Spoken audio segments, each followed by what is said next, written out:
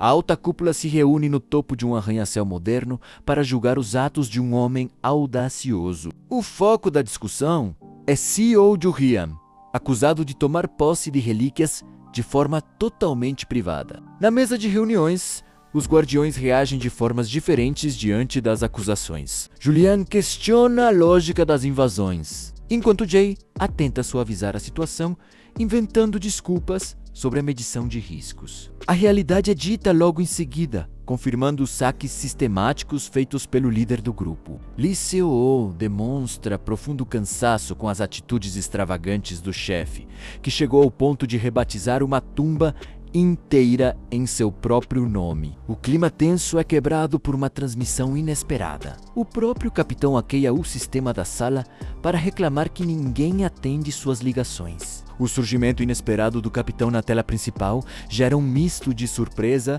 e indignação entre todos os presentes na sala de conferências. Questionado sobre a invasão, Ju-hyun age com total naturalidade, tratando a reunião oficial da cúpula como algo sem importância. Ele aproveita o momento para compartilhar seus novos planos de grandeza, revelando o desejo de atualizar seu codinome para Imperador Saqueador de Tumbas por achar o atual muito simples. Os guardiões tentam argumentar e descobrir sua localização exata, mas o sinal é cortado imediatamente após ele anunciar que iniciará uma nova exploração. Cansados de lidar com o comportamento imprevisível do rapaz, os líderes da organização respiram fundo e retomam os trabalhos cotidianos. Paralelamente, em um cenário subterrâneo repleto de escrituras nas paredes, o protagonista caminha solitário até os aposentos finais de uma tumba desconhecida. Ao interagir com o altar central, uma espada imponente coberta por uma aura mística azul surge em suas mãos,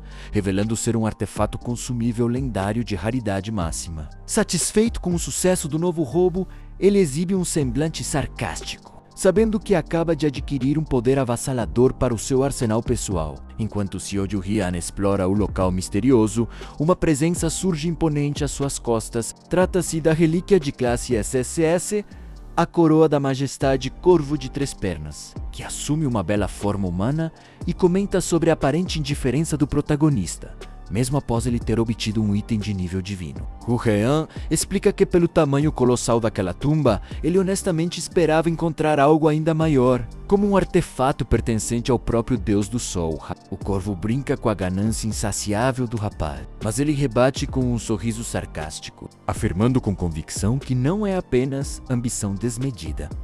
Afinal, qualquer pai naturalmente deseja garantir o melhor e passar coisas boas para o seu próprio filho. A cena então corta para um momento emocionante em uma clínica médica. Um exame de ultrassom é revelado em close. A médica aponta para a imagem e entrega a grande notícia. Irene Holton, a esposa de Seo Ju-hyun, está oficialmente grávida de 5 semanas. Emocionada e com os olhos brilhando, ao segurar o laudo, Irene corre direto para os braços do marido, que a acolhe em um abraço caloroso e cheio de comemoração por essa nova fase de suas vidas. O casal compartilha um momento de pura emoção e cumplicidade, trocando palavras de carinho e sorrisos aliviados enquanto celebram a gestação. Empolgado com a novidade, Ju-hyun confessa que quer descobrir o sexo do bebê o quanto antes e cogita usar o poder de seus artefatos para conseguir a resposta, sendo rapidamente repreendido com bom humor por Irene, que prefere esperar o tempo certo. A cena corta para o escritório da corporação, onde Ju-hyun ignora completamente suas obrigações para ficar admirando a imagem do ultrassom. Calmaria acaba quando Kong Mayong entra na sala furioso com o rastro de tarefas pendentes, deixado pelas constantes incursões do chefe. O funcionário joga uma pesada pilha de livros na mesa e dá um ultimato. Ju-hyun está proibido de ir para casa, ver a esposa, até que classifique todos os relatórios e relíquias de baixo nível. Sem saída, o caçador começa a folhear os documentos enquanto zoa o assistente, dizendo que a falta de uma namorada está deixando ranzinza. Mas a brincadeira perde a graça quando ele se depara com um tomo de capa escura que reage violentamente ao seu toque, liberando uma aura mágica intensa e inesperada. No instante em que uma gosma negra e densa começa a cobrir o escritório e isolar Kong Mayong, uma voz misteriosa ecoa, dizendo que é um prazer conhecê-lo. Repentinamente, CEO do Rian se vê transportado para um espaço dimensional isolado, onde o livro antigo flutua diante dele. Uma entidade se manifesta através do artefato, saudando-o como a majestade de número 187.487 e anunciando que ele recebeu a elegibilidade para participar da Guerra da Majestade. Irritado com a interrupção, Jurian rebate dizendo que a voz está falando bobagens, mas o sistema avisa friamente que não aceitará perguntas. Logo em seguida, o grande olho vermelho na capa do livro brilha e exige que ele selecione uma das 3 diretrizes políticas antes de participar: obediência, massacre ou negligência. As telas de interface detalham as escolhas terríveis. A obediência propõe registrar a humanidade como recurso e sustento para as relíquias em troca de prosperidade mundial. O massacre concede o poder de apagar qualquer um que ele não goste para construir uma utopia solitária. E a negligência dita que ele assista passivamente aos desastres sem receber proteção. Olhando para as opções, Jurian fica inconformado e decreta que todas as 3 são uma porcaria. Ele avisa que isso seria muito problemático e manda a entidade calar a boca, deixando claro que não sabe que tipo de jogo ela está jogando ao aparecer do nada.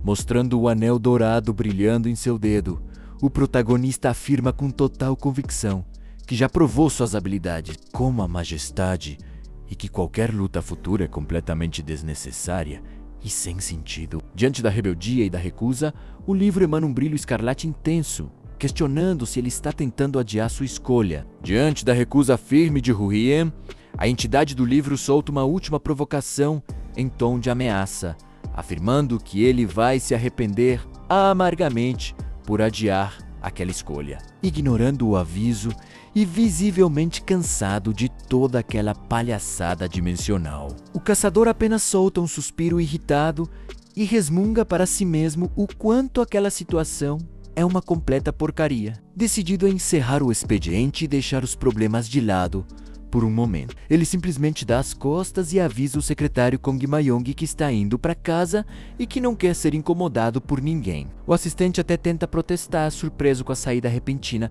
mas é deixado falando sozinho enquanto o chefe se retira do prédio corporativo. A cena corta para o Palácio Valhalla, a imponente residência de Jurian, agora sob o céu estrelado da noite. Ao entrar, o protagonista se acomoda no chão de uma sala ampla e vazia para tentar relaxar. É nesse momento que passos rápidos começam a ecoar pelo local. Uma garotinha de cabelos escuros e um laço amarelo na cabeça surge correndo em sua direção, abrindo um sorriso radiante e gritando a palavra papai. Inicialmente em choque, Jurian a encara sem conseguir esconder a surpresa, mas logo um sorriso largo e desacreditado surge em seu rosto. Ele se inclina na altura da menina e, maravilhado com a revelação, comemora com entusiasmo ao perceber que tem uma filha, concluindo que toda aquela caçada implacável atrás das lendárias relíquias de parto finalmente tinha valido a pena. A menininha segura a mão de Jurian com carinho e diz sorrindo: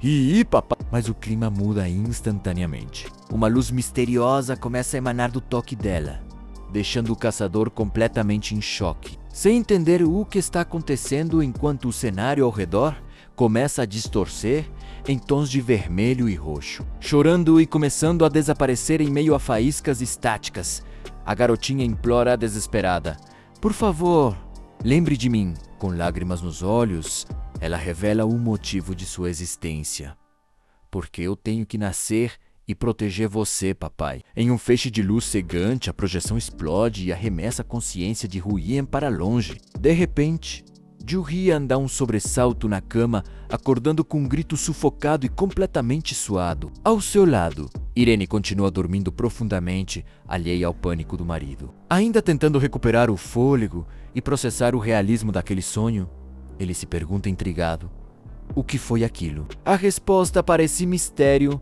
não demora. No dia seguinte, a cena corta para um hospital ou clínica médica, onde o médico pergunta surpreso diante do pedido repentino do casal: "Você está dizendo que gostaria de fazer um ultrassom? Não é o seu dia agendado.